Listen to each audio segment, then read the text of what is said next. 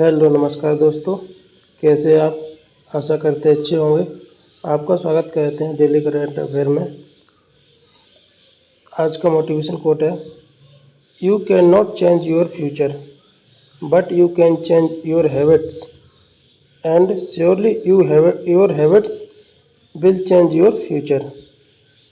आप अपने फ्यूचर जो भविष्य है अपना उसको चेंज नहीं कर सकते हैं, लेकिन आपकी जो आदत है उसको अगर आपने चेंज कर लिया, उसको तो आप चेंज कर सकते हैं।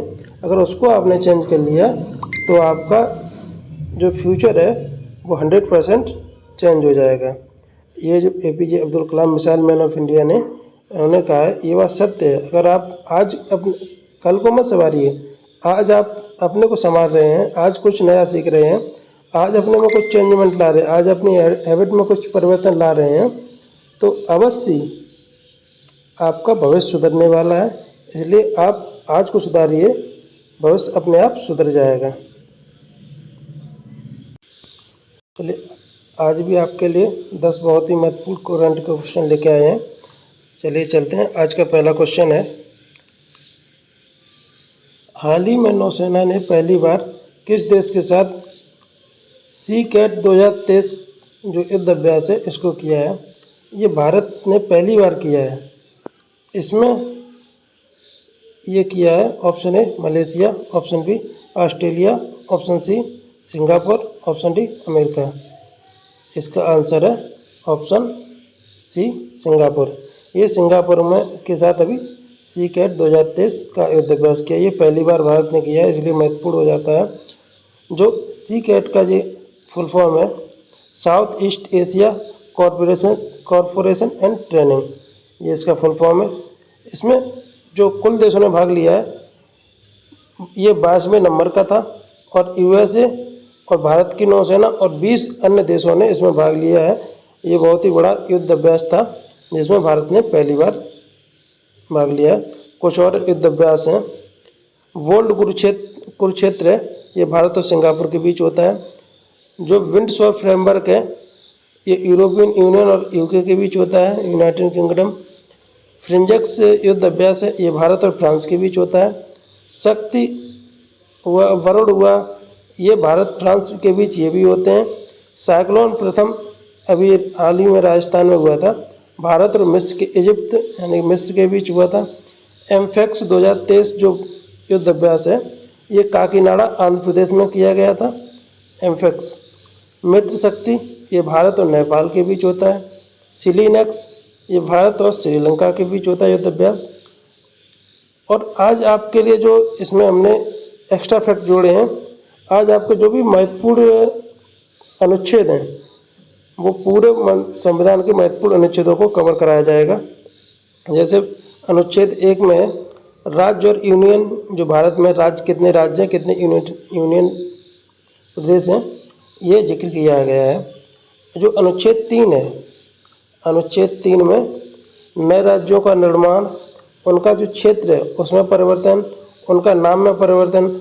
अभी अनुच्छेद 3 के तहत ही जो केरल राज्य ने अपना नाम बदलकर केरलम करने के लिए संसद में विज्ञापन सौंपा है। अब देखो आगे भविष्य में क्या होता है, संसद प्रस्ताव रखती है, पारित कर देती है, तो इसका केरल का नाम केरलम हो जाएगा। जो अनुच्छेद 5 है इसमें नागरिकता दी गई है। अनुच्छेद 12 है, इसमें भारत की जो राज्य हैं राज्य की परिभाषा दी गई है अनुच्छेद 12 में। जो अनुच्छेद 14 है इसमें कानून के समक्ष जो समानता का अधिकार है, कानून की नज़र में सभी लोग समान हैं, ये अनुच्छेद नंबर 14 में कहा।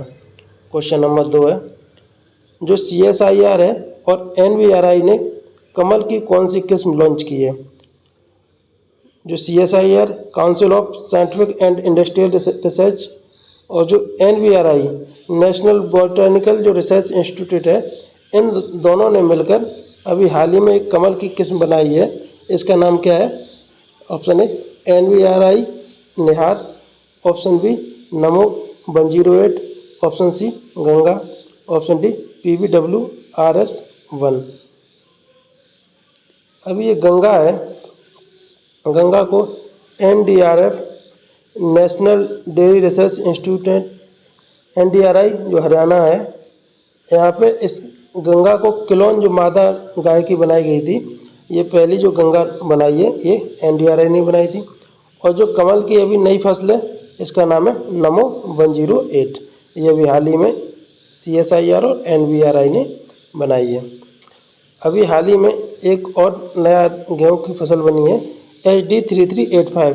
ये नए गेहूं की फसल है। निहार है, जो निहार एलोवेरा की नई फसल है।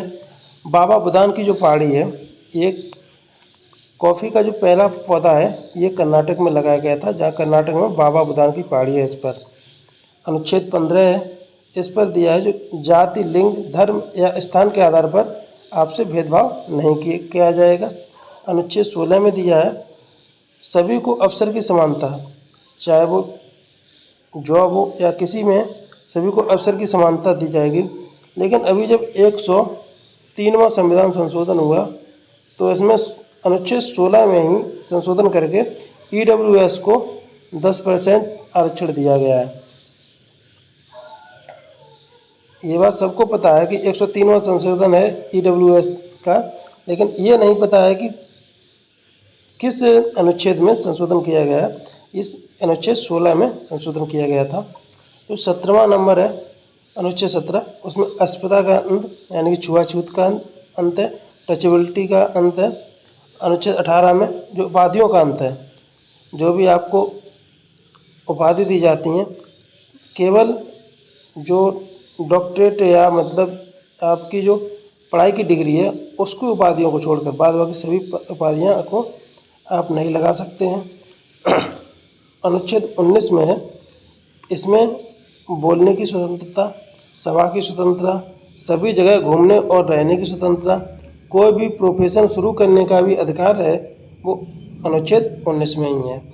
अनुच्छेद 21 में ए में है, ये 6 से 14 जो वर्ष के बच्चे हैं इनको निःशुल्क शिक्षा का अधिकार दिया गया है। अनुच्छेद 23 में जो बधुआ मजदूरी है, आपको जो बलात् श्रम या बधुआ मजदूरी है इसको समाप्त किया गया है। अनुच्छेद 24 में इसमें भी 6 से 14 वर्ष के बच्चे हैं इनको आप जोखिम भरे काम, खदान या फैक्ट्री में काम नहीं करवा सकते हैं 6 से 14 वर्ष के बच्चों को। क्वेश्चन नंबर 3 है, AWEI कानपुर द्वारा निर्मित पहली लंबी दूरी की रिवॉल्वर कौन सी है? ये AWEI इसके द्वारा ये निर्मित की गई है, ये कानपुर द्वारा। ये लंबी दूरी की पहली रिवॉल्वर है। ये कौन सी है? Option A Asami, option B Neerakshi, option C Prabal, option सी सूर्यांशु। इसका आंसर है ऑप्शन सी प्रबल। अभी आपको याद होगा ये नीरक्षी है, ये पानी में जो बारूदी चट्टान है उसको पता लगाने के लिए एक ये नाव नुमा एक जहाज बोट बनाई गई है जो पानी के अंदर जाके बारूदी चट्टानों का पता लगाएगी। सूर्यांशु है, ये केरल में स्टार्ट पहली जो पूर्ण रूप से सौर संचालित नाव है। और जो असमी है ये DRDO के द्वारा ये एक पिस्टल बनाई गई थी, उसका नाम है DRDO। ये भी, और जो ये है प्रबल, जो पहली लंबी दूरी की रिवॉल्वर है, इसकी मारक क्षमता है 50 मीटर, इसका वजन है 700 ग्राम। ये 700 ग्राम की और 50 मीटर तक ये मार सकती है। आइए आगे चलते हैं। अनुच्छेद जो 26 है, अनुच्छेद 26 में धार्मिक स्वतंत्रता दी गई है। अनुच्छेद 28 है, जो धार्मिक सभाएं हैं उनका हम गठन कर सकते हैं, इसकी स्वतंत्रता दी गई है। अनुच्छेद 30 है, जो निम्न समुदाय हैं SC ST के जो प्रशासनिक शिक्षा संस्थान खोलने का अधिकार दिया गया है, ये लोग अपना प्रशासनिक शिक्षा संस्थान खोल सकते हैं। ये अनुच्छेद 130 में 32 में कहा गया। जो 32 में है, अनुच्छेद 32, ये मौलिक अधिकारों का संरक्षण है। भीमराव अंबेडकर ने इसे संविधान की आत्मा कहा है। और जो ये अनुच्छेद 32 है, इसके तहत सुप्रीम कोर्ट 5 प्रकार की रिट जारी करता है: बंदी प्रच्छीकरण, परमादेश, अधिकार परीक्षा और प्रतिशोध और उत्प्रेषण। ये 5 प्रकार की रिट जारी करता है सुप्रीम कोर्ट। अनुच्छेद 32 की तहत। जो नवरोज़ त्यौहार है ये किस धर्म से संबंधित है? अभी हाल ही में नवरोज़ त्यौहार मनाया गया 15 अगस्त को, ये किस धर्म से संबंधित है? ऑप्शन ए जैन धर्म, ऑप्शन बी पारसी धर्म, ऑप्शन सी सिख धर्म, ऑप्शन डी बौद्ध धर्म। इसका आंसर है ऑप्शन बी पारसी धर्म। इनका जो एक कैलेंडर होता है शहंशाही कैलेंडर, इसके आधार पर ये नववर्ष मनाया जाता है। जिस दिन शहंशाही कैलेंडर के आधार पर नववर्ष मनाया जाता है उसी को नवरोज़, जो ये पारसी धर्म का त्यौहार है, उसी दिन होता है।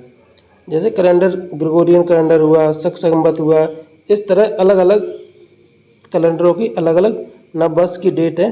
ये जो शहंशाही कैलेंडर है इसके तहत इनका जो पारसी धर्म है इनका नवरोज है, नववर्ष है। ये अभी नववर्ष को, ये जो नवरोज त्यौहार है इसको यूनेस्को विश्व धरोहर में, अमूर्त विश्व धरोहर में शामिल किया गया था 2016 में। और अभी तक यूनेस्को में जो कुल साइट हैं वो 40 हैं, और यूनेस्को अनटचेबल, जिसको हम टच नहीं कर सकते हैं, ये 14 हैं। और अभी नवीनतम जो अनटचेबल यूनेस्को धरोहर है वो कौन सी है? जो पश्चिम बंगाल की दुर्गा पूजा है, इसको शामिल किया गया था 14 नंबर वाली। ये अभी यूनेस्को में जो शामिल किए गए हैं नववर्ष में, ये सभी त्यौहार थे। आइए आगे चलते हैं। जो सरहुल फेस्टिवल है, सरहुल फेस्टिवल ये झारखंड का है। नवरेह, ये नवरोज है, और ये नवरेह है। नवरेह जम्मू कश्मीर का एक त्यौहार है। केर खारची, केर पूजा या खारची महोत्सव ये त्रिपुरा का है। लोसर महोत्सव ये लद्दाख का है, और लोसांग महोत्सव ये सिक्किम का है। भूमचूस महोत्सव ये भी सिक्किम का है। अम्बुबाची मेला ये असम में जो कामाख्या माता मंदिर है वहाँ पे लगता है, उन्हीं की पूजा होती है। बोनालू महोत्सव ये तेलंगाना में होता है। फूलदेई त्यौहार ये उत्तराखंड में होता है। और एशिया का पहला जो फ्लोटिंग फेस्टिवल है ये मंदसौर में अभी हाल ही में मध्य प्रदेश में मनाया गया है। क्वेश्चन नंबर 5 है, G20 जो डिजिटल आर्थिक कार्य समूह की जो चतुर्थ बैठक हुई है ये कहाँ हुई है? ये डिजिटल आर्थिक समूह की है, वो चौथी बैठक है, लास्ट बैठक है। ये कहाँ पे हुई है? Option A Tamil Nadu, option B Karnataka, option C Madhya Pradesh, option D Lucknow. इसका आंसर है ऑप्शन बी कर्नाटक। कर्नाटक में अभी हाल ही में आज जो G20 डिजिटल आर्थिक समूह की बैठक हुई है चतुर्थ, और उसमें जो पहली बैठक हुई थी वो लखनऊ में हुई थी। आइए आगे चलते हैं।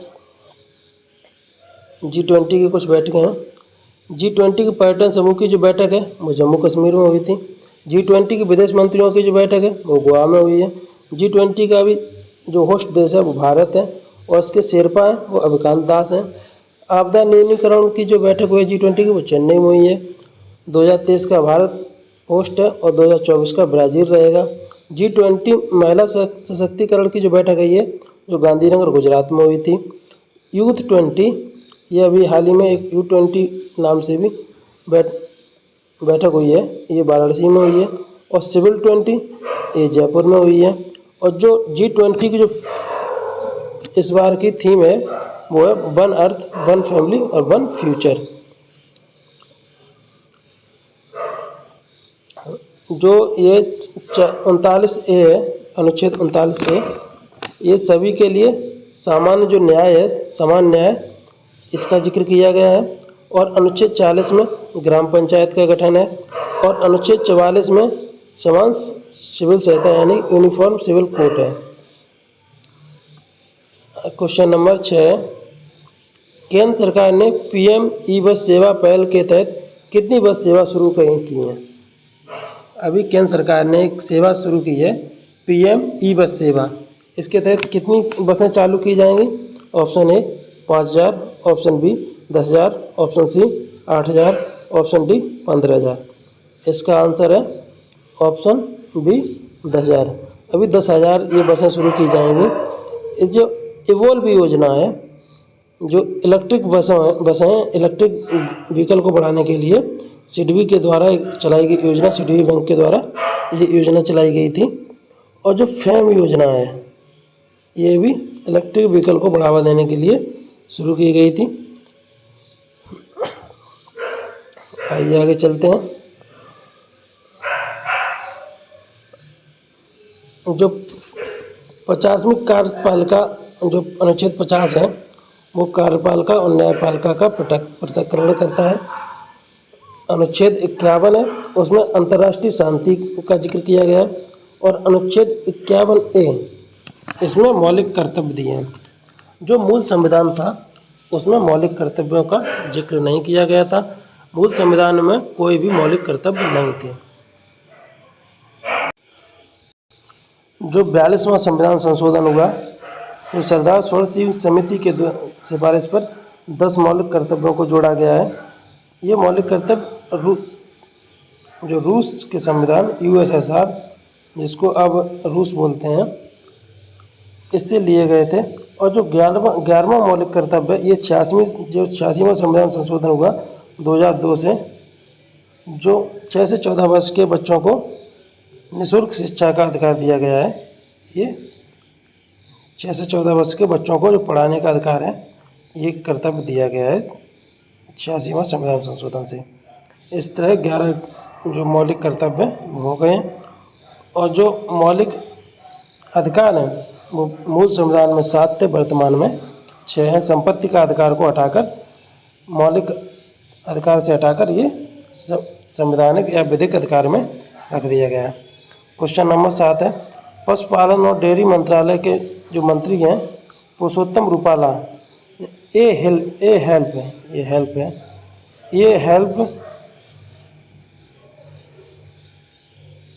हेल्प कार्यक्रम उन्होंने शुरू किया है पुरुषोत्तम रूपाला जी ने। ये कहाँ पर शुरू किया है? Option A Rajasthan, option B Haryana, option C Gujarat, option D Uttar Pradesh. इसका आंसर है ऑप्शन सी गुजरात। अभी जो ये हेल्प कार्यक्रम है ये गुजरात में शुरू किया गया है।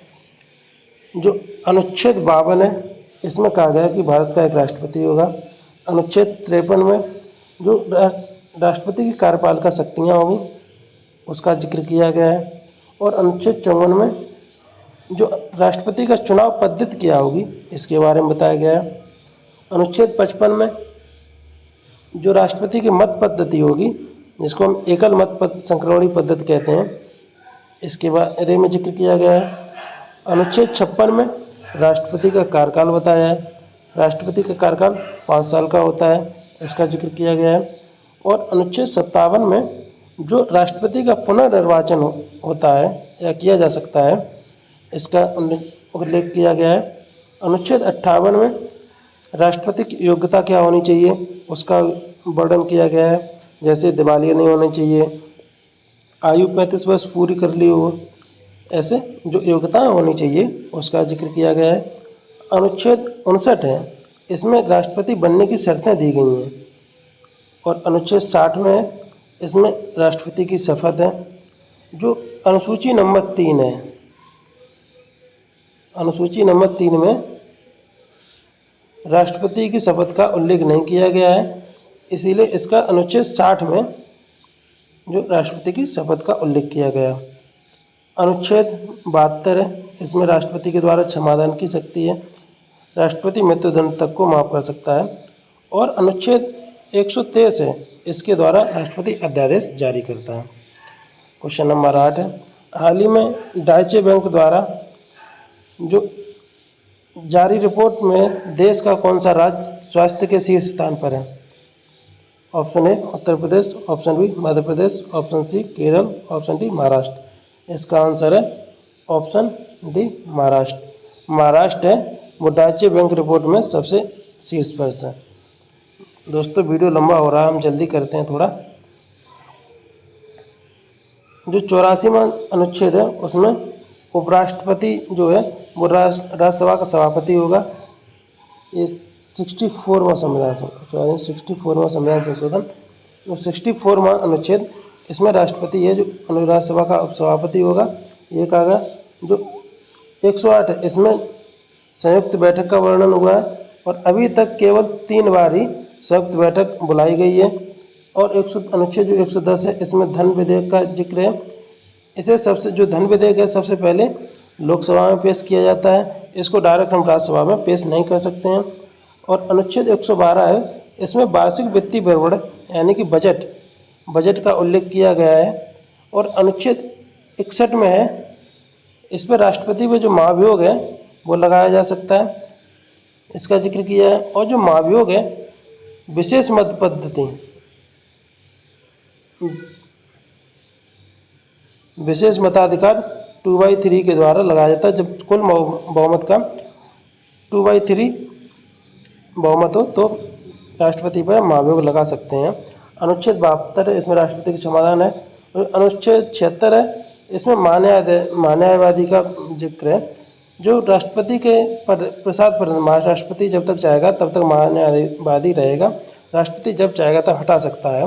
अभी वर्तमान जो न्यायवादी हैं वो आर वेंकटरमणी हैं और पहले जो न्यायवादी थे वो MC सीतलवाड़ थे। जो 79 अनुच्छेद 79 है, इसमें संसद का जिक्र किया गया। संसद लोकसभा, राज्यसभा और राष्ट्रपति के तीनों के मिलने से बनती है। अनुच्छेद 80 में राज्यसभा का जिक्र है और 81 में लोकसभा का जिक्र है। इसको कर लो यार सरला संसद, राज्यसभा, लोकसभा। 79, 80, 81। क्वेश्चन नंबर 9 है, हाल ही में जो सुलभ इंटरनेशनल के संस्थापक का निधन हो गया है उनका नाम क्या था? जो सुलभ इंटरनेशनल का जो अभी निधन हुआ है उनका नाम क्या था? Option A Vikas Sinha, option B Videshwar Pathak, option C Krishna Rajan, option D Natarajan. इसका आंसर है ऑप्शन बी विदेश्वर पाठक। ये विदेश्वर पाठक है, इन्होंने सुलभ शौचालय का निर्माण किया था।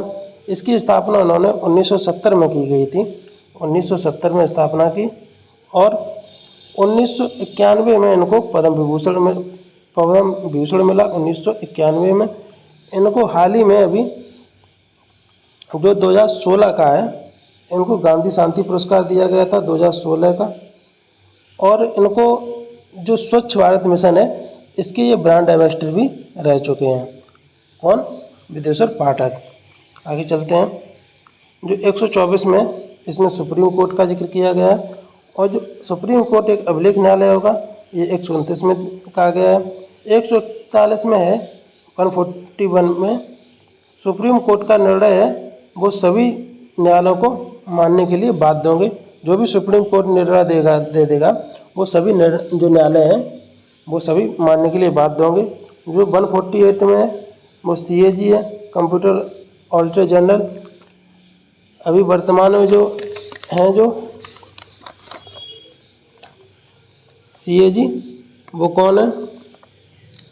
आप इसका आंसर बताओ। CAG वर्तमान में कौन है? Comptroller and auditor general.